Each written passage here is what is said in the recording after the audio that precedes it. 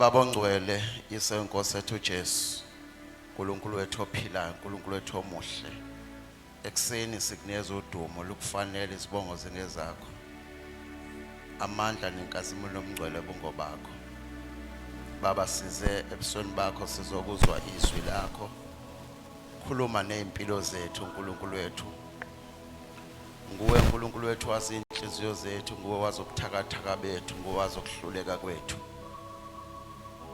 uNkulunkulu wethu siyakubonga ekseni sebenza ke uNkulunkulu wethu isenkosi ethu Jesu ngomoya ongcwele kithi uselaphe usiphilise egameni lenkosi ethu Jesu Kristu waseNazaretha amen singahlala phansi bazalwane cela sivule incwadi yamaHebheru chapter 4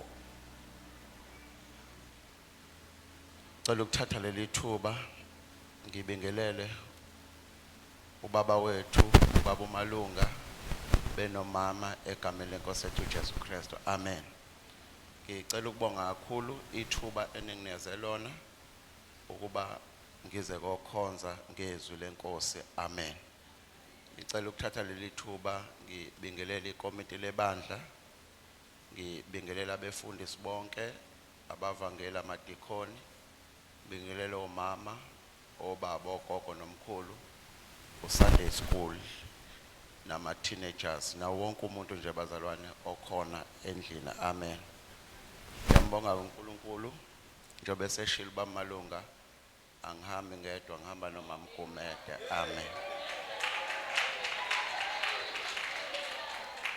amen siyambonga kakhulu uNkulunkulu bazalwane ngicela siye ezwini lenkosi sofunda amaHebheru chapter 4 ngicela ukufunda lapha ku verse 2 ngokuba phela nathi sashunyayezwa ivangeli njengabo kepha izwi abalizwayo alibasizanga bona lokhu lingahlangananga nabezwayo ngokukholwa cela ukuphinda futhi ngoba phela nathi sashunyayezwa ivangeli njengabo kepha izwi abalizwayo alibasizanga bona lokhu lingahlangananga nabezwayo ngokukholwa cela siye ku verse 12 ngokuba izwi likaNkuluNkulu liphilile linamandla libukhali kunezinkemba zonke ezisika nhlangothi zombili lihlaba kuze kwahlukanisa umphefumulo nomoya amalungu nomkantsha lahlulela imicabango nezizindlo zenhliziyo futhi akukho nto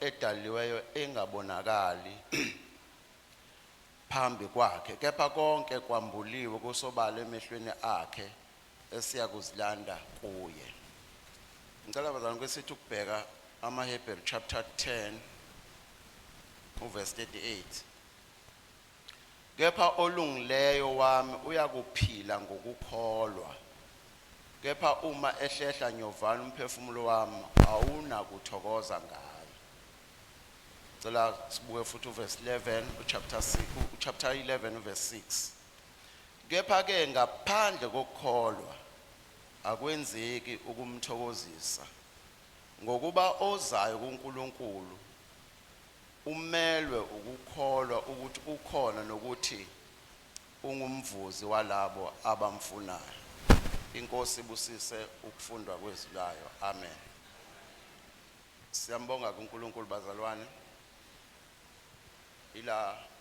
ila mazwi uNkulunkulu angeze wona ukuthi sizokhuluma ngawo ngithanda ukukhuluma ngokukholwa kakhulukazi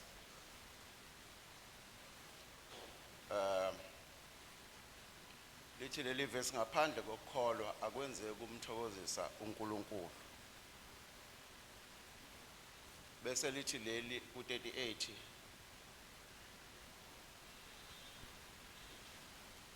bese lithi ku38 kepha olungileyo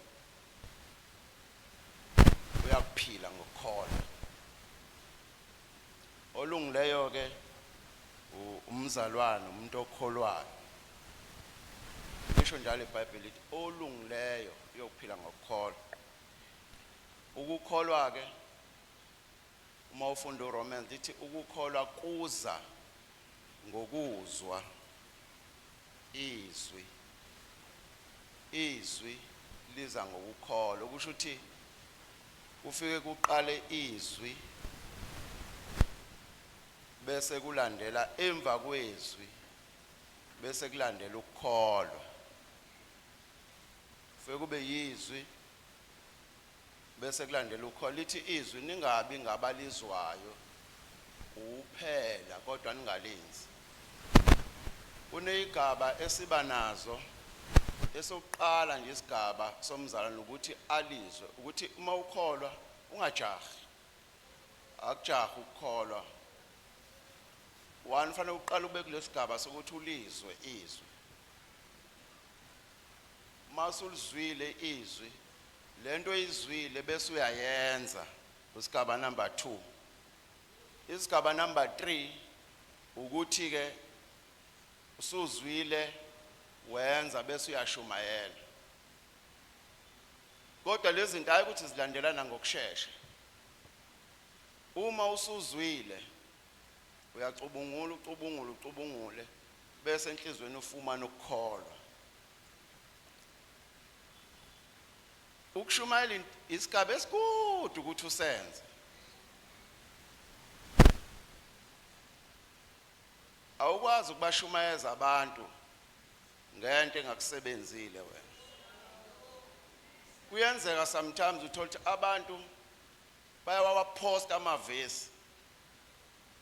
Ungasheshe uposta amavesi kanti lelo vesi alikakusebenzeli. Ngeke lize limsebenzele omunye umuntu uma wena lingakakusebenzeli. Qala uzwe bese uyakholwa. Bese lento oyizwile uma usubhekana nesimo uyisebenzise kulesi simo obhekana naso. Uma isikusebenzeleke idlulisele kwabanye. Kuyenzeka sisheshe sidlulise kanti sibanikeza izinto nathi singenayo isho ukuthi iyasebenza yini. Singasheshe sijaha ukuposta amavesi. Kwesisikhathi omunye nje kwathatha nje ngoba ivesi ehlangane nalo kwi status esithize bese elizwa limnanda lipost. Kanti izwi elihlangene nawe alakhe ukholo kuwe. Lolu kholo ke alenza ukuthi lelizwe usulizwile bese uyalenza. Ngoba ukukholwa into engingayiqala ngokuthi into ewubula. Umuntu okholwa amakuthiwa umuntu uyakholwa kule level kulomhlaba esiphila kuwona fanele sibheke njengento umuntu owubula. Uthi uNkulunkulu ubula bakho uNkulunkulu budlula ukuhlakanipha kwezwe. Uyakwazi uNkulunkulu ukusebenzisa izinto eziphakeme. Uyakwazi ukusebenzisa izinto eziphansi ukuze ajabhise lezi ezinamandla. So ukukholwa ukholwa inkosi uJesu lithi iBhayibheli lokuphila engikuphila akusakona okwami kodwa lokuphila ngikuphila ngenxa kaKristu. Now ke ukukholwa ingqondo yakho nezinto zakho uma usukholwa uyayishiya imicabango yakho. Ingakho lithi ivesi nikelani imizimba yenu ibe yiminikelo ephilile ingqondo bese yaguqula. Kumele ukuthi uma ukholwa ukuze izinto zenzeke ingqondo iguqulwe. Olungileyo uzophila ngokukholwa. Amen. Bathi abafundi kuJesu, Nkosi uJesu, sicela usandisele ukukholwa. Ukukholwa kuyandiswa. Uma ukholwa engamkela naku uJesu, engamkela ngaku uJesu, akufanele lokwakholwa kufane njengoba sengila mhlambe ngithi nga 10 years or whatever ngisinisiwe kodwa ukukholwa kufanele kukhule ukukholwa into ekhulisa ukukholwa yile esivila phelayo yizwi into ekhulisa ukukholwa uma ufunda izwi ulifunda ngenhliziyo exolelayo nenhliziyo ephendukileyo engenamaqubu okay ake ngisho kanje kuyenzeka ulifunda iBhayibheli kodwa lento oyifundayo ufunda ihistory ayizwi kaNkuluNkulu uma uzolifunda izwi kufanele wenze sure ukuthi uphendukile umoya ongcwele awumcindezele ngoba uyena umoya ongcwele okwazi ukinterpreta izwi so kumele ke umvume oh my god lithi iBhayibheli ningamcimi umoya ongcwele ngoba umoya ongcwele lize lithi iBhayibheli thina asikwazi ukuthandaza kodwa umoya ongcwele yena uinterpreta lento esishoyo ayinterprete kubaba ingakho emthandazweni asixoxi inganekwane nezitori kodwa emthandazweni sikhuluma izwi lakhe ngoba into akwazi ukuinterpreta uinterpreta izwi lakhe olungileyo uzophila ngokukholwa manje uJesu uma ebafundisa ubafundisa ukuthi uma nithandaza anothi baba wethu osezulwini mawufika umbuso wakho bese intando yakho mayenziwe emhlabeni njengasezulwini ngidiscover ukuthi ukukholwa kunama levels yabona nje basila sonke siyakholwa inkosi uJesu kodwa ilevel yokukholwa kwethu izobonakala mase sibhekana nezimo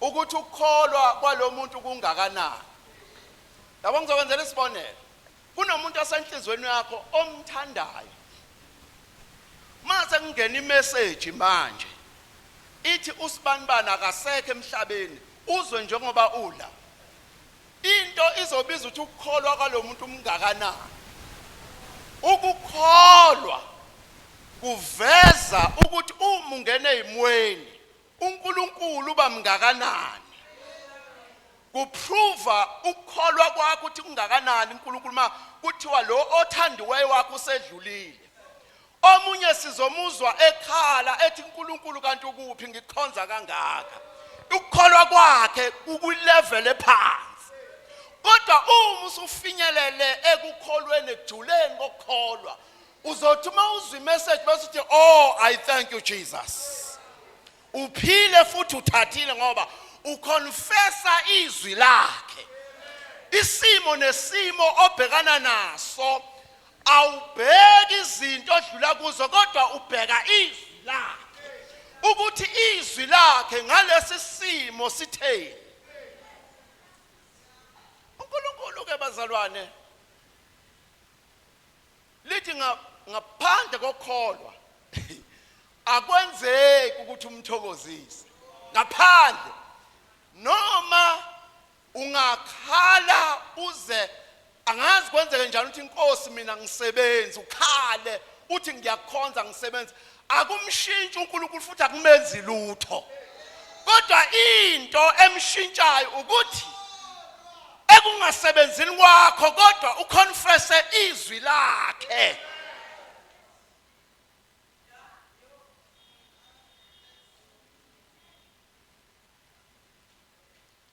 abakholwayo ababalisi bazalwane ngidiscover ukuthi uJesu la emhlabeni akakaze abe nalutho ayikho into uJesu akaba nayo ayikho ungibalele mawuthanda ukuthi hayi uthi uJesu impungushe zinemgodi, inyoni zinedlela, kodwa indodana yomuntu ayinayo indawo yokubeka ikhaya. Okusho ukuthi uJesu wayengenawo umuzi. Niyazwa into eyisho abazalwane. Okusho ukuthi uJesu wayephila ngokukholwa. Uthi uJesu mayenziwe intando njengoba yenziwa ezulwini mayenziwe emhlabeni. uJesu wayazi ukuthi oh my God, wayazi ukuthi umuntu uphila ngokukholwa. So wayazi uJesu ukuthi izinto lezi ezikhona la emhlabeni zadalwa ubaba wakhe. Akadingi ukona lutho kodwa ukhuluma izwi yonke into besiyamlalela. Uthi uJesu kubafundi bakhe hambani emzaneni zohlangana nomuntu ethwele imbiza yamanzi. Uthi bese kulowo muntu niyongenisa namuzu uJesu hayi ukuthi uyacela noma uyancenga.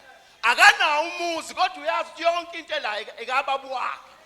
Uthi manifika kulo muzi futhi ningangeni noma kuliphi ikamera, nifuna ikamera eliphezulu. Faith, ukhuluma ifaith. Oh my God. Uma sikhuluma asikhulumi isimo.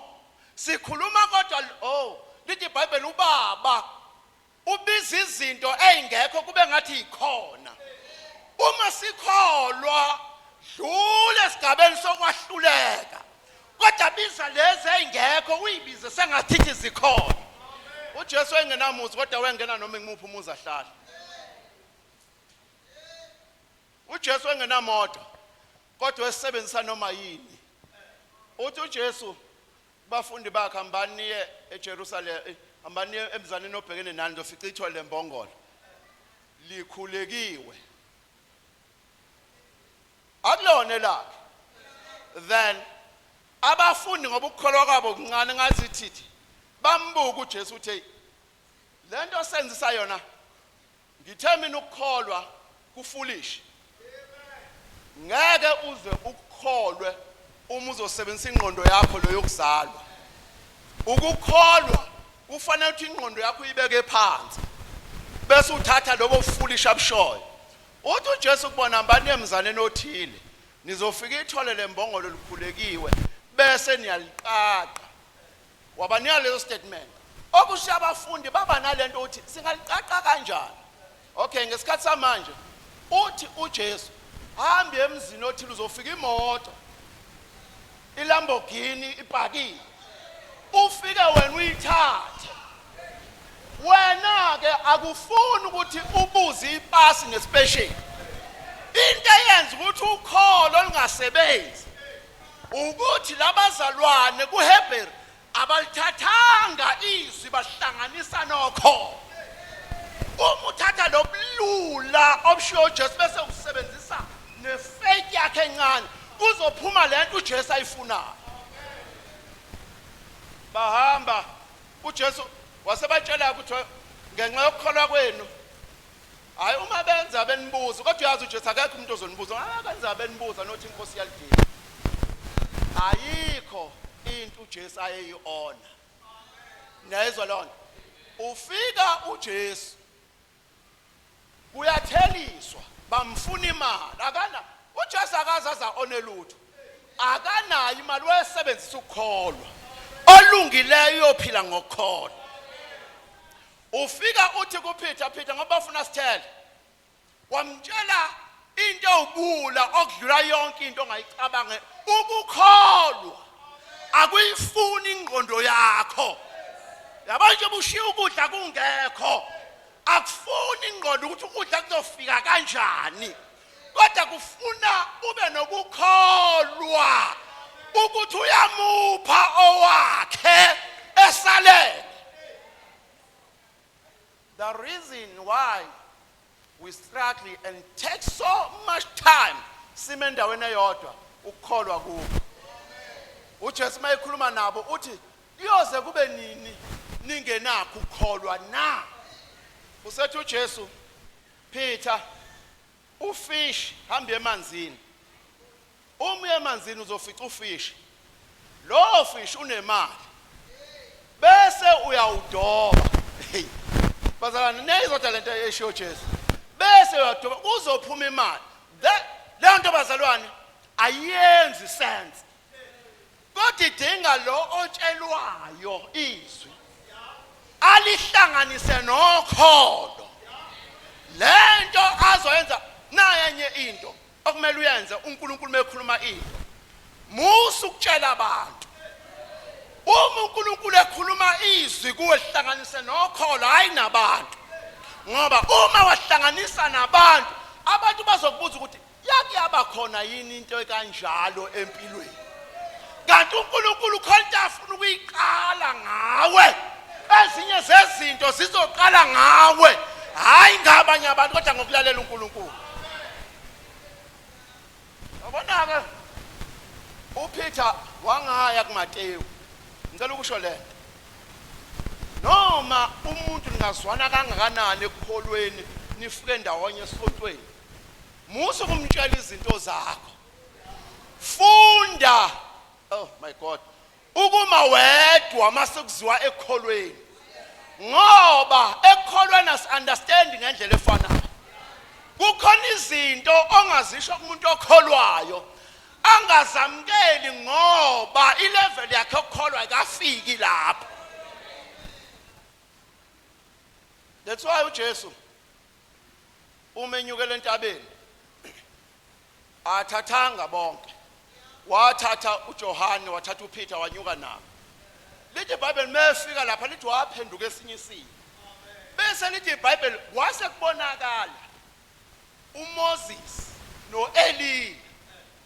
Lithi uPeter bajabula bebona leyo. Yini uJesu engabathathanga bonke laba wabashiya ukuthi banalo izwi elithi uma ofile akasana sabelo kulomhlaba. Number 2 akasezwa nothanda lu. Kodwa ukukholwa abanakho okubafikisa ku level ukuthi kungehla abafileyo bahlangane noKristu. Now ke uJesu ingakho ningixolela nje la ngikhuluma ngabafileyo. uKristu ingakho ethi mesekethi ningabatsheli lento ngoba ngeke bayiqonde ngoba ifaith ukholwa kwabo akukho kule level.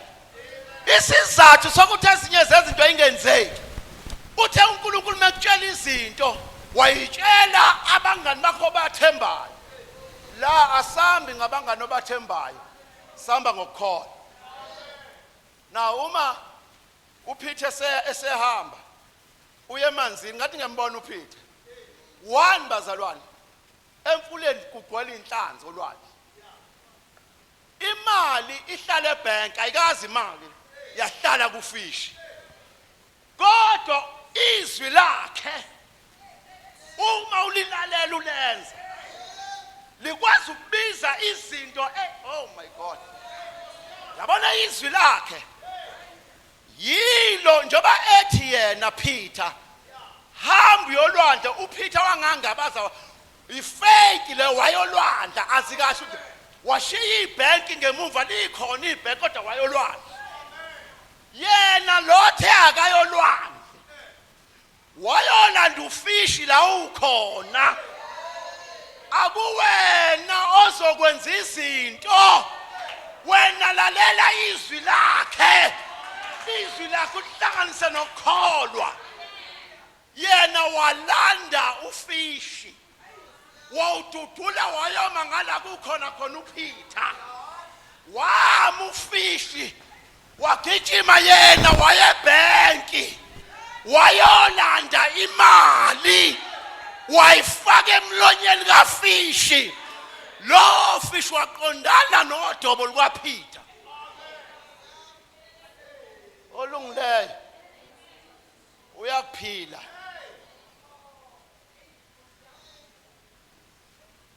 Olungileyo uphila ngokukholwa. Kodwa ke ngisho lento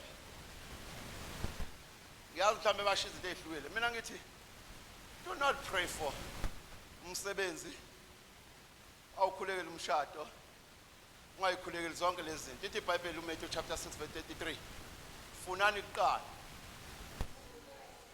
umbuso wakhe uyikhulelekalani izinto already izonezela. Why you are praying for those things ngoba zizoneze ungayikhulekeli. Instead khulekela umbuso ukuthi uNkulunkulu agcwalise yini umbuso agcwalise enhlizweni. Oh cela ukudlula kulento kancane. Lithi iBhayibheli imizimba yethu ithempeli kaNkulunkulu. Umoya ongcwele la ehlala khona. Nezwa lona. So in other words, umoya ongcwele alisho ukuthi uhlala la.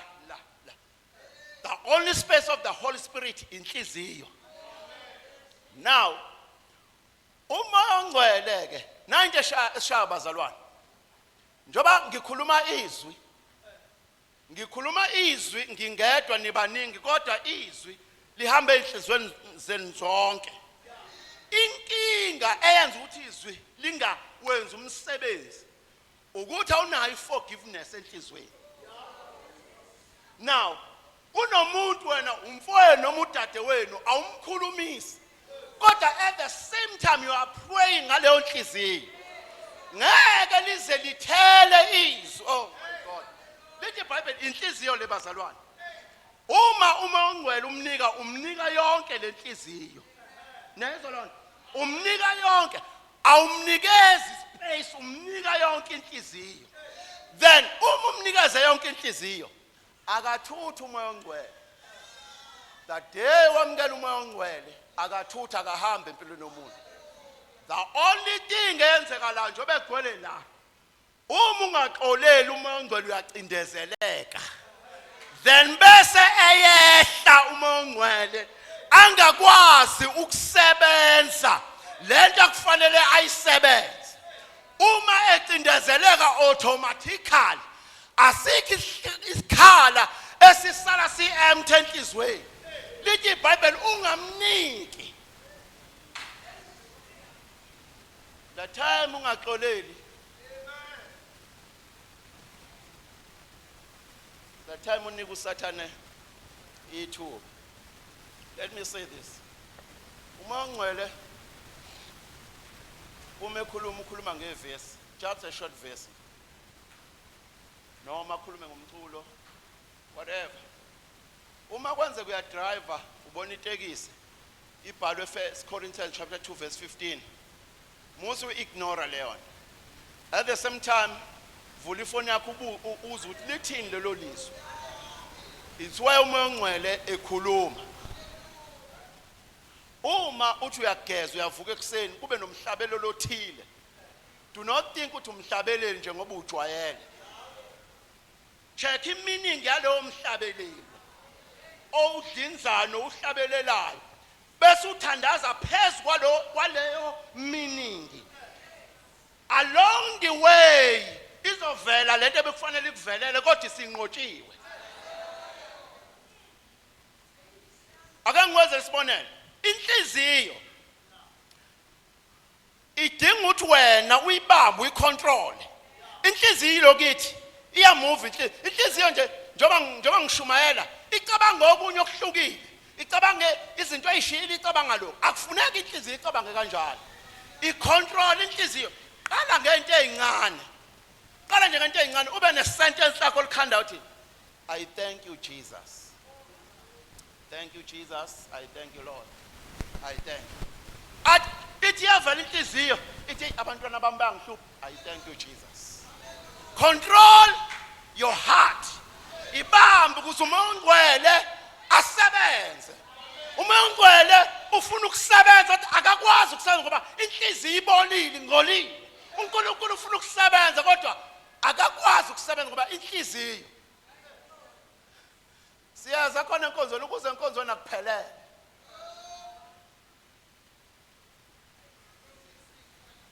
Uthi uJesu kubafundi bakhe uthi asiwele siye ngaphesheya.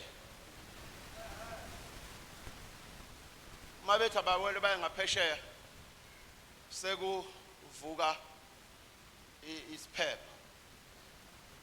Makuvuka isiphepho uJesu wayelele bayamvusa bawuvusa uJesu. Then uJesu wavuka wadumala. Iyona into eyenzekalayo uma kunesimo uJesu akutshela sona. Yonke into eyenzekalayo ayiqali ukwenzeka la enyameni, kodwa iqale yenzeke spiritual.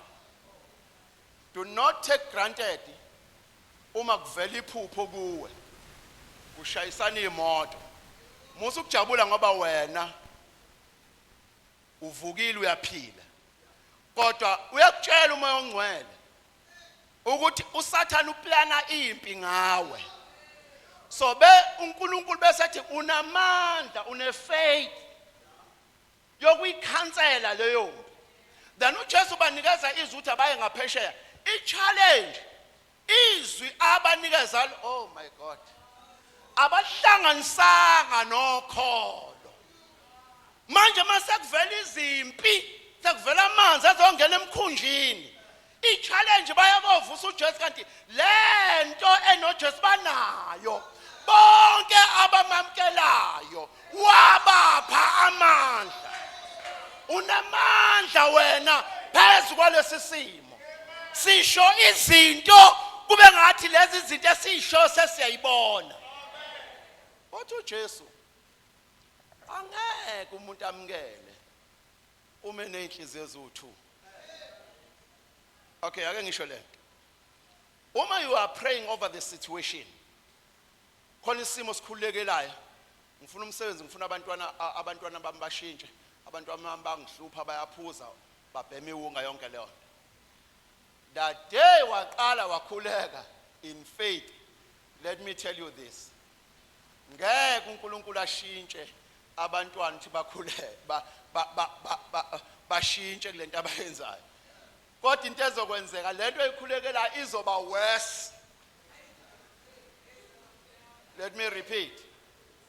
Ukuthi wena usuke wakhuleka kanye, wawusucabanga ukuthi lo mkhuleko okhulekayo uzovela umanifest manje. Lo mkhuleko wenza, oh my God, lo mkhuleko wenzayo uzothatha isikhathi futhi babe worse. Uma ngabe bebengakaze bakubambe ngesandla, uzoza umfana wakhe akubambe ngesandla. Yini kuthestwa ukho lokuthi lento eyikhulekela isenhlizweni. Uma uqhubeka oh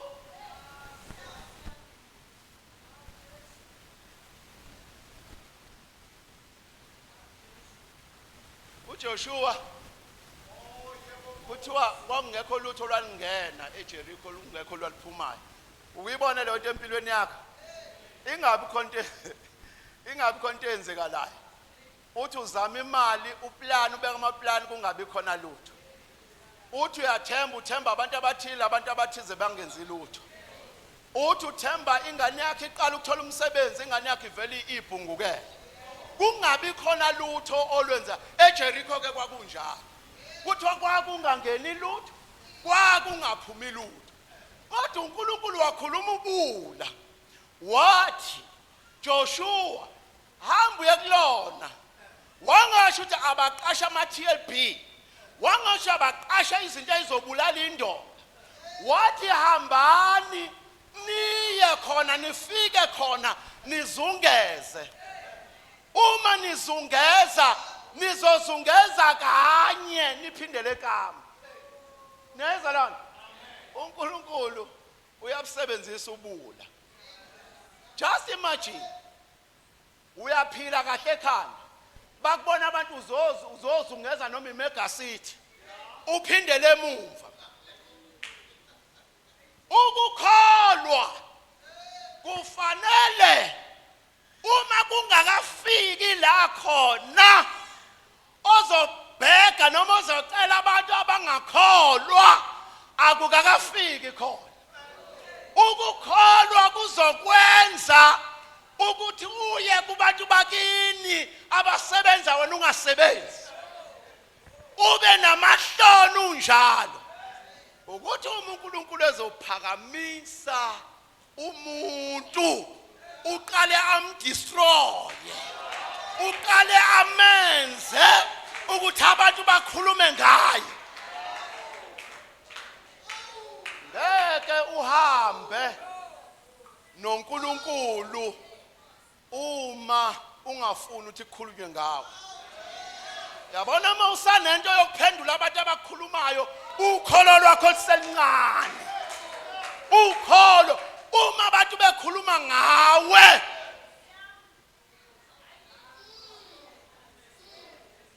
wena ukuthi weza ensinisweni bekushumayeza bethi yonke into iyatholakala kaJesu. Bathi umshado uyatholakala kaJesu. Bathi umsebenzi bathi uyalapheka mawugula. La kaJesu uJesu kaqala kubuka. Ngoba akahambi nomuntu ontekenteke. Kumele baqale bakunyakazise. Woo! Mighty God.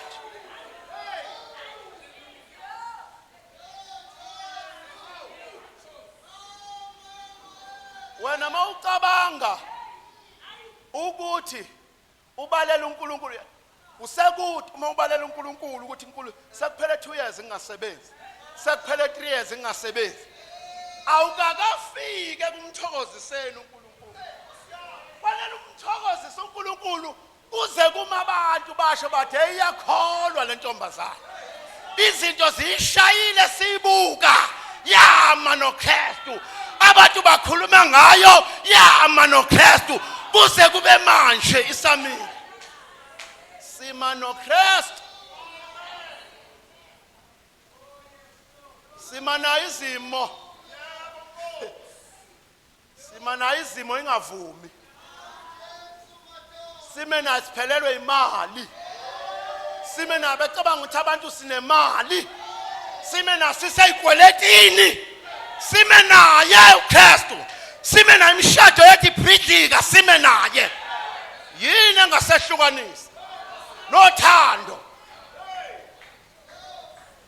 ayikho into kufanele uma uyikala ibe nkulu kuneKristu uma uthi uyapatanisa wenza ibhizinisi imali lahleke yonke musu ukhala kukhona into ayisebenzayo uNkulunkulu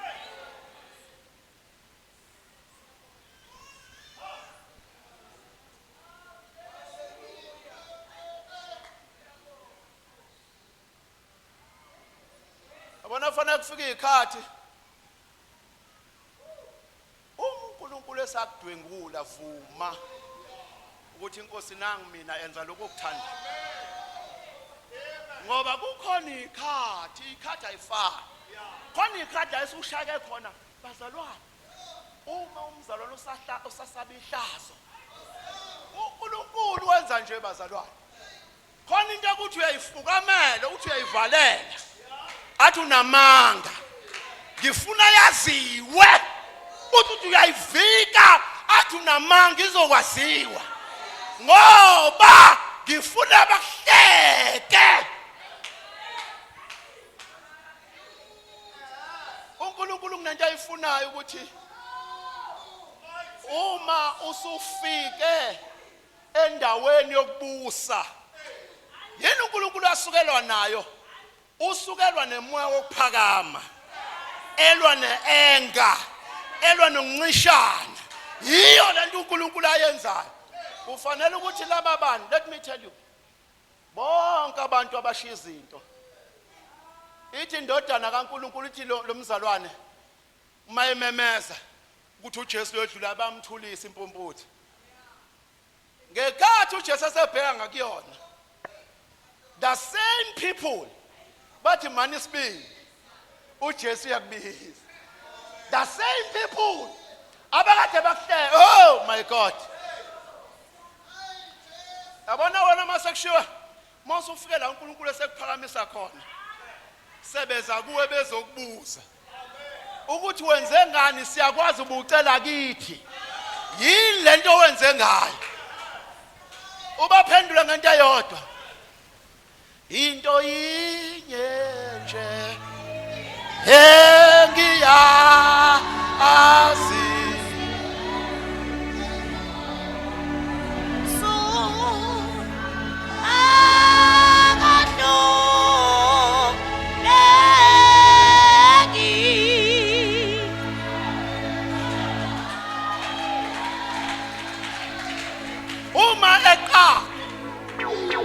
ukuhamba nawe kuba ngathi uyahluleka abanye bayaqala le ndlela, abanye baphindele emuva, abanye bashintsha indlela, kodwa uma kuye. Woo! There is one thing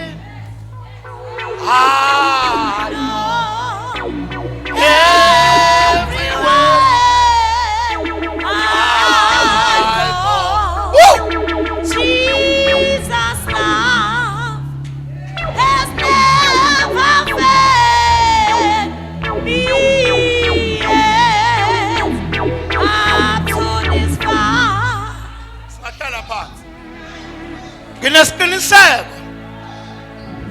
njengoba ngikhuluma angikhulumi ngomphostoli Paul kodwa ngikhuluma ngeinhlupheko zami. Uma ngikutsheli ngomunye umuntu, ngikutshela ngami ukuthi uJesu unamandla okuguqula noma isiphi isimo, unamandla okushintsha. His name is Jesus. Unamandla.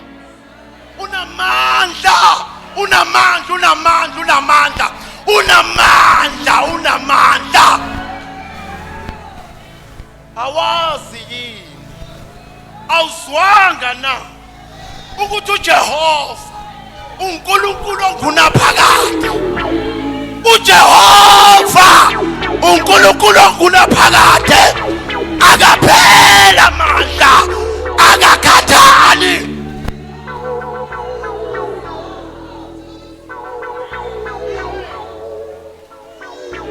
Akakhathali, akaphela amandla. Kulonke namandla, noma bengakungenamandla, noma ungaphela amandla phansi kwabo, kodwa uJehova akaphela amandla. Uyandisa ikhwepha kulowo ongenamandla, kukhona uJehova. Akakhathali, akaphela amandla. Omlandayo uIsrayeli akazeli, akalali imini nobusuku, unawe uthi yaniyokuthwala, uyokujatha, uyohamba nawe. His name is Jesus. Unamandla. Awukwethu unamandla. Lezinyambezo ezikhalayo, ukhona oyikhongozelayo. Ngikutshela ukuthi sekuseduze la uyakhona. Usuzophumelela. Bekezela. Kuzolunga. Bekezela. Kuzolunga. Izoshintsha impilo. Lukhona usuku olungafani nezinye insuku. uNkulunkulu.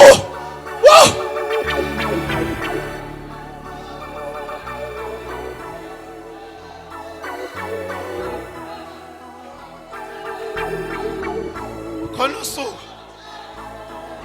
Almighty Jesus. Almighty Jesus. Yenze njalo inkosi emhlene angibheka ngalo ukulisusa ihlazo. Lelo hlazo anginandaba lenziwa nguwe, kodwa uThixo unamandla. Oh yes Lord. Yes Lord. Kukhona amandla asegameni likaJesu. Wena thatha ukholo. Oh Jesus. Thatha ukholo. Uhlanganise neni. Bese ulinda yena. Uthule phambi kaJehova. Ubikele yena ukuthi Nkosi nakungahambi kahle. Mtshela uJehova.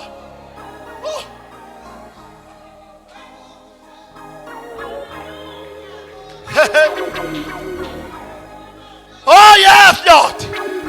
Oh yes Jesus. Oh yes Lord.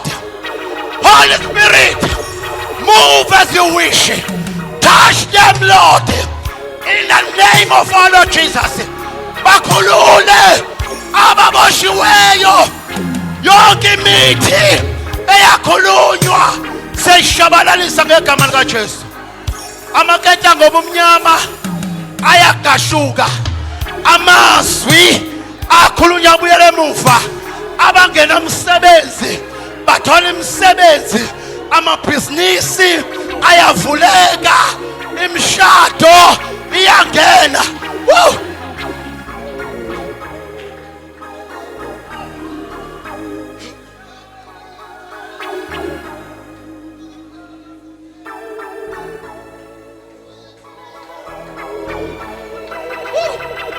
Yes, Jesus. Yes, Jesus. Yes, Jesus. Yes, Jesus. Yes, Lord. Thank you, Jesus. Oh, Jesus. Jesu langa lompe. Jesu agumnyama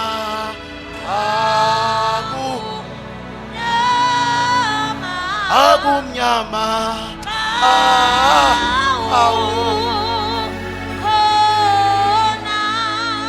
Jesu, Jesu, Jesu langa, Jesu langa, lompe, agumnyama ge,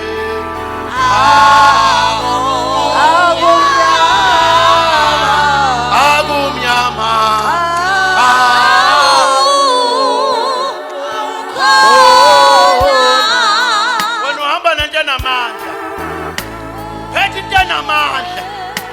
Inamandla lento iphethe ukuthi wena uyibona awuyisebenzisi, ipowerful. Uma yona ikwazi ukucommand ufish ukuthi ube nemali kangakanani esimoni sakho.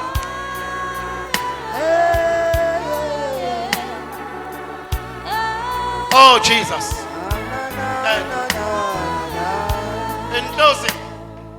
In closing, abalithathanga izwi abalizwe balihlanganisa nokholo. Anoma nayizwa into engishoyo. Yabona lelizwi engilithathayo mase ulithatha uhlanganise nokholo lingakusebenza. Let me say this. Thiwa kwaIsrael kwakwahlasela impi kwaba nendlala. Thiwa indlala yaba khona kangangokuba baze badle ikhanda lembongolo. Kuthiwa on top of that yaqhubeka indlala. Kuthiwa baze omunye wadla ingane yomunye. Kuthiwa inkosi yayaleza ukuthi ikhanda kaElisha yonqunu. Waphakama uElisha wathi uElisha, kusasa ngalesikhathi la kuzobe kugcwele ukudla. Kuthiwa induna ekhona ngaleso sikhathi yathi noma uNkulunkulu angavula uyabona ungakholwa, kwakufanele le nduna ithathe lelizwe elishoyo inceku bese ihlanganisa nokholo. Kuthiwa yangakholwa yathi ngisho uNkulunkulu angavula amafastela ngeke yenzeke leyo. Yathi inceke kaNkulunkulu uzoyibona leyo nto angeke yenzeke. Uma izwi elishiwoyo ungalihlanganisi ngonokholo uzobabona abantu bephumelela kodwa wena ngeke uphumelele.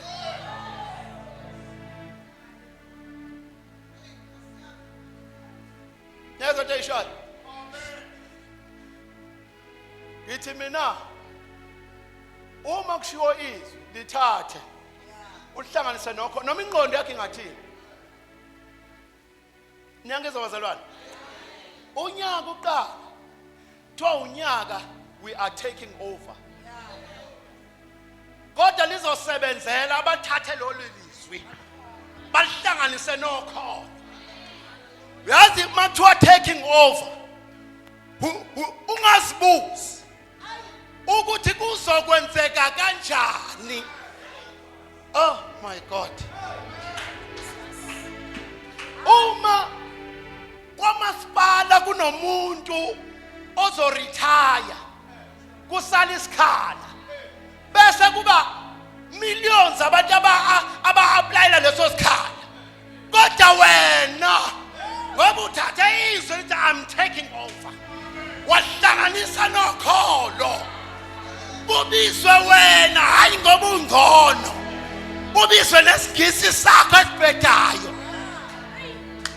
Bathatha izwi kwathi abanye balithatha balihlanganisa nokholo. Kuthiwe esangweni laseSamaria, oh my God, kwakunamadoda emane ephethwe uqhoko, exoshiwe emzini, engenayo indawo. Kwakufanele la madoda afele kule ndawo. Kuthiwa ahlala, kwaze kwasukuma enye yathi enye siyohlala la kuze kube nini, ngoba masihleli la sizokufa, uma siphindele emumva sizokufa. Kodwa let us take a step. Ungathi ithi enye, we are taking over. I don't care ukuthi batheni, we are taking over. Ngiyakhona noma isimo singavumi, we are taking over. Kuthiwa nayi into uNkulunkulu ayilindele kuwena. Akakaza anyakaza uNkulunkulu abantu mabehleli. uNkulunkulu ulinde wena. Ngaphandle kokukholwa akwenzeki ukumthokozisa uNkulunkulu. Ulinde istep sakho ukuthi ngiyanyakaza. Guess what? Uthiwa bathi mabesa ama-arameswa ukuthi akubona abantu abawufola, kodwa labantu abezayo sekunempe enkulu kaIsrayeli. Oh my God, wangathi uNkulunkulu angaguqula iCV yakho ebibekwe ngaphansi iminyaka ngeminyaka, ayiguqula ibeke ngaphezulu. Kodwa Jesu, sisize Jesu. Sengathithi uthi omunye mefakala uthi ngangi-applyile emsebenzini, uthi umqashi wathatha iCV wayifonyoza wayiphosa ku-dustbin. Uthi ebusuku akalalanga, kuthiwa hambe yolanda leya CV eku-dustbin, hambe uyayithatha ufonela umnikazi wakhe. Wafonwa ebusuku ngo-2 o'clock, kuthiwa sicela ekuseni ufike, awusezanga kokwenza interview kodwa usuqashiwe. Bathi mayifika wabuza into eyodwa uthi ukhonzaphi? Wathi ukhonzaphi? Into yinye